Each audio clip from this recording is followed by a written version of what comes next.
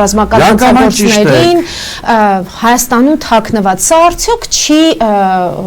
Հայաստանի հիմքերը ուրեմն խոսեք Հիկմետ Հաջիևը ով այդ պահանջն չեցել իր ազդեցությամբ Ալիևի վարչակազմում երևի ավելին է կամ պաշտպանության նախարարը կամ արգորս նախարարը վստահաբար եւ հաճախ իր շուրթերից են պահանջները հիմա տեսեք նա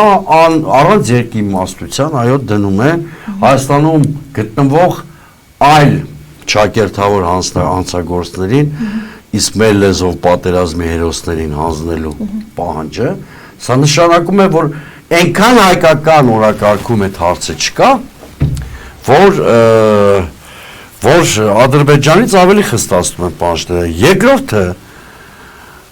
Ասկերովի բերանով էլ խաղաղության պայմանագրի ստորագրումը Զանգեզուրի Միջանցքի հետ է Ադրբեջանը կապում մեր Միլի Մեջլիսի փոխնախագահ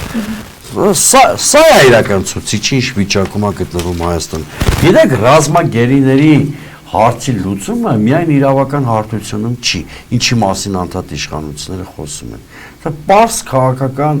բանակցությունների արդյունքում պիտի լուծվի այդ հարցը, գուցե այո առևտրի միջոցով։ Ամբողջ խնդիրն այն է, ինչ հետևողականությամբ է Երևանը այդ խնդիրը դնելու, դրա դիմաց Ադրբեջանը կամ որևէ միջնորդ Հայաստանից ինչ է պահանջելու, եւ ի վերջո ինչ կոնսենսուսի կարող են գալ։